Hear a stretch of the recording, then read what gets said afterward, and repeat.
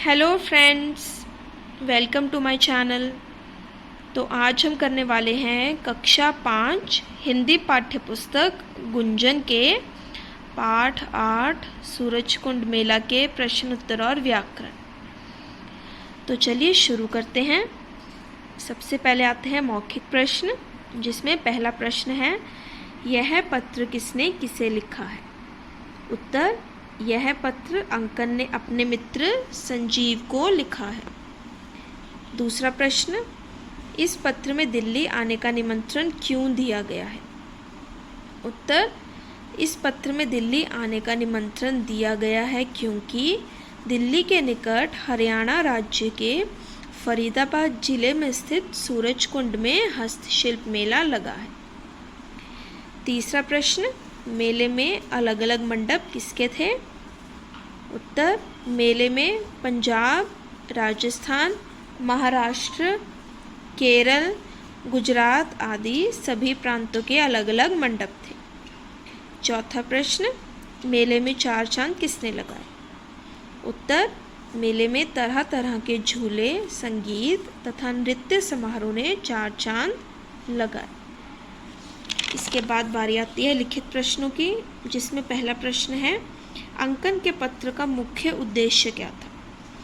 उत्तर, अंकन के पत्र का मुख्य उद्देश्य सूरजकुंड में लगे हस्तशिल्प मेले का वर्णन करना और यह बताना था कि कारीगरों के हाथ से बनी इन वस्तुओं से हमें अपनी सभ्यता और संस्कृति की जानकारी प्राप्त होती है।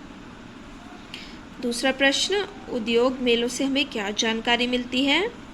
उत्तर, उद्योग मेलों द्वारा हमें विभिन्न प्रदेशों की कला और संस्कृति की जानकारी मिलती है।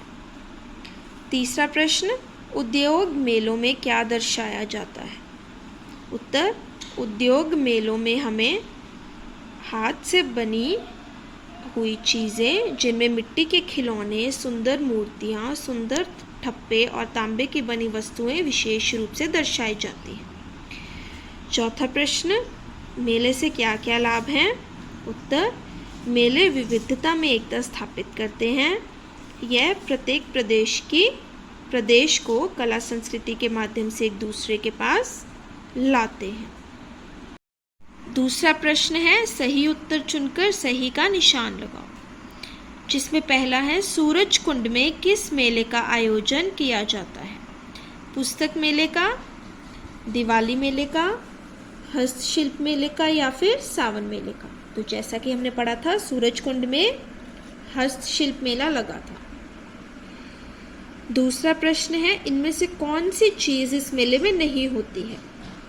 हस्तशिल्प मेला है तो हस्तशिल्प मतलब हाथ से बनी हुई चीज़ें ही यहाँ पर होंगी, जैसे कि मिट्टी के खिलौने जो हाथ से बनते हैं, जिन्हें अंग्रेजी में टेराकोटा कहते हैं, वो इस मेले में होते हैं।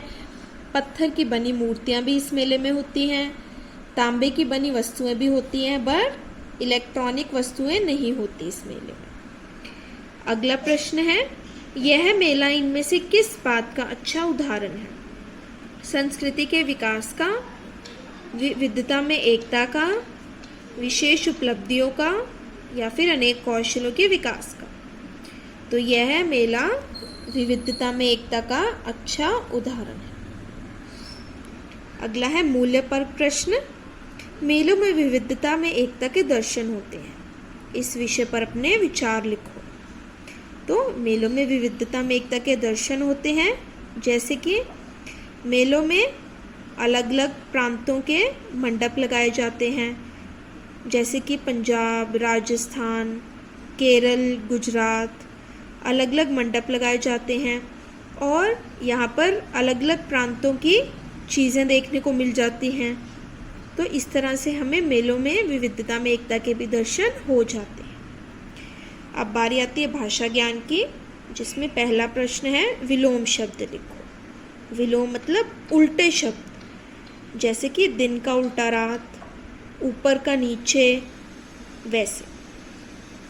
इसमें पहला है आशा, जिसका विलोम शब्द है निराशा। एकता का विलोम है अनेकता। प्रशंसा का विलोम है निंदा। उपयुक्त का विलोम है अनुपयुक्त। मुख्य का गौण और लघु का विलोम शब्द है विशाल। इसके बाद आते हैं, नीचे दिए समान लगने वाले भिन्नार्थक शब्दों का अंतर समझो। जैसे प्रमाण, अब प्रमाण का मतलब होता है सबूत, पर प्रणाम, दिखने में तो ये समान लगते हैं पर इनके अर्थ अलग अलग होते हैं। प्रमाण का अर्थ होता है सबूत, प्रमाण का अर्थ होता है नमस्कार, और परिणाम का अर्थ होता है नतीजा, परिमाण का अर्थ होता है मात्रा। तो अब इनका सही उपयोग कर रिक्त स्थान भरो, जिसमें पहला है, हमें घर आए अतिथि को डैश करना चाहिए। डैश मतलब प्रणाम, प्रणाम का मतलब होता है हमें उन्हें नमस्कार करना चाहिए। दूसरा है, डैश के आधार पर चोर को सजा हुई, मतलब प्रमाण के आधार पर, प्रमाण मतलब किसी सबूत के आधार पर चोर को सजा हुई।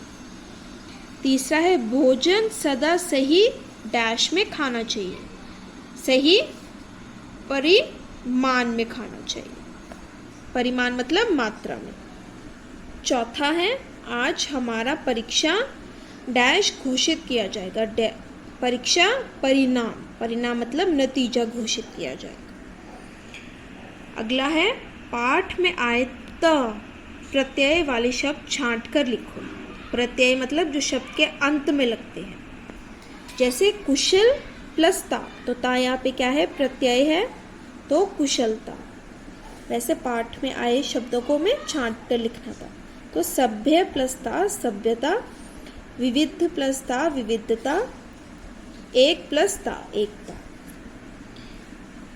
अगला है चौथा प्रश्न, चलते चलते, आगे पीछे, खाते पीते, यह शब्द युगम अर्थात शब्दों के जोड़े हैं।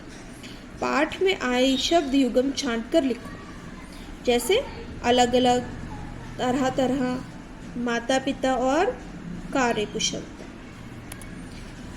अब पांचवा प्रश्न है, वाक्यांशों के लिए एक शब्द लिखो, जिसमें पहला आपके लिए किया हुआ है, पहला है जो मूर्ति बनाता है, तो उसे हम क्या बोलते हैं, मूर्ति का। दूसरा है देखने योग्य, मतलब दर्शनीय, जो चीज़ देखने योग्य होती है उसे हम दर्शनीय कहते हैं। तीसरा है हाथ से लिखा हुआ, हाथ से लिखा हुआ मतलब हस्तलिखित। और चौथा है इतिहास से संबंध रखने वाला, तो उसको हम बोलेंगे ऐतिहासिक। तो यहाँ पर हमारे पाठ 8 सूरजकुंड मेला के प्रश्न उत्तर और व्याकरण समाप्त होते हैं। अगर आपको वीडियो अच्छी लगी हो तो चैनल को लाइक, शेयर, सब्सक्राइब और कमेंट करना बिल्कुल भी मत भूलिएगा। Thank you.